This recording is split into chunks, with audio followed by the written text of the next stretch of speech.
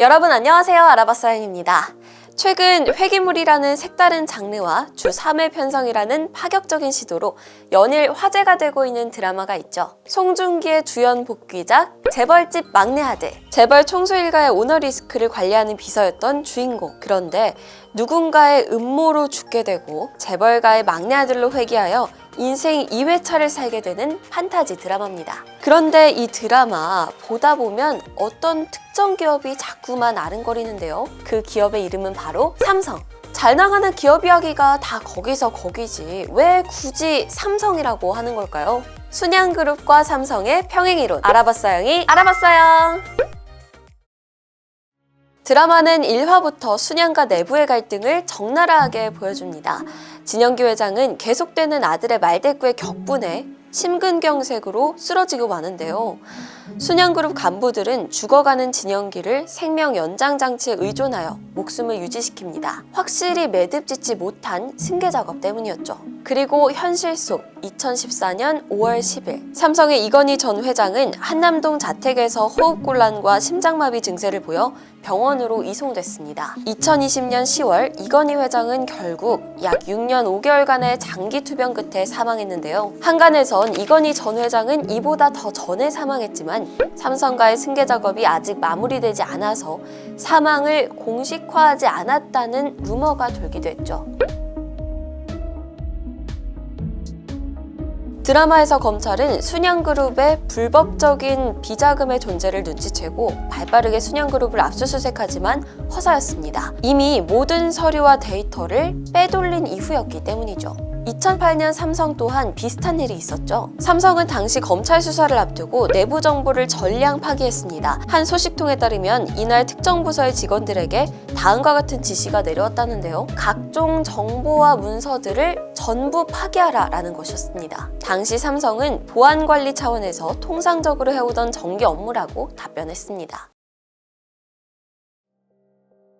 자, 다시 드라마로 돌아가서 진양철 회장은 진도준에게 고래 싸움에 새우등이 터지지 않으려면 어떻게 해야 하냐고 묻습니다. 대답을 못하다가 경제주간지를 보고 정답을 찾게 되는 진도준. 이렇게 답합니다. 새우의 몸집을 키우면 된다. 그리고 이걸 본 진양철의 선택은 영진반도체 인수. 여기서 우리는 다시 과거를 떠올리게 됩니다. 때는 80년대 반도체 산업을 키우기 시작하고 있던 삼성. 지금이야 우리나라는 반도체 강국이지만 당시엔 성과도 좋지 못했을 뿐더러 무시당하기 일쑤였죠. 반전의 시작이 되었던 것은 삼성의 한국 반도체의 인수. 1974년 삼성전자는 경쟁사들에 비해서 27년이나 뒤처진 채 출발했습니다. 그리고 드라마에서처럼 그땐 삼성물산이 삼성전자보다 더 잘 나갔었고요. 시장의 반응도 싸늘했습니다. 3년 안에 실패할 것이다 라면서요.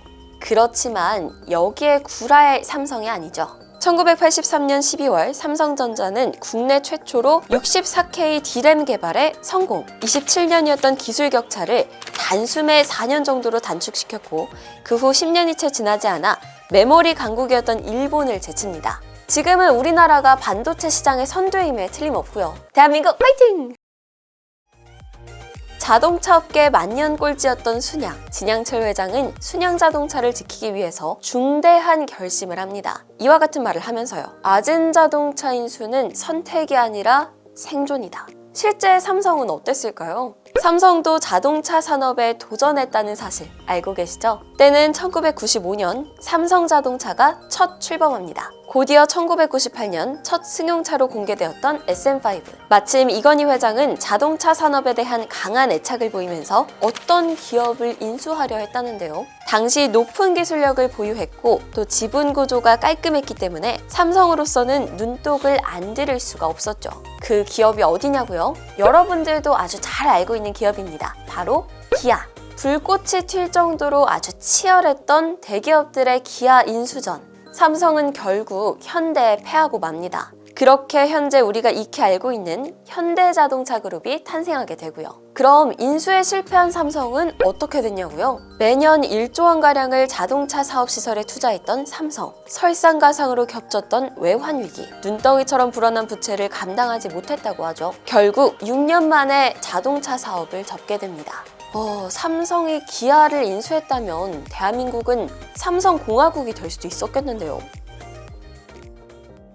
자, 여기까지 재벌집 막내 아들 드라마 속 순양그룹과 대한민국 현실 속 삼성그룹의 평행 이론에 대해서 한번 알아봤습니다. 드라마는 드라마일 뿐, 아무리 드라마의 내용이 현실과 비슷해도 결국 누군가가 각색한 내용이겠죠? 아무리 비슷한 부분이 아른거린다지만 삼성과 순양은 다른 그룹입니다.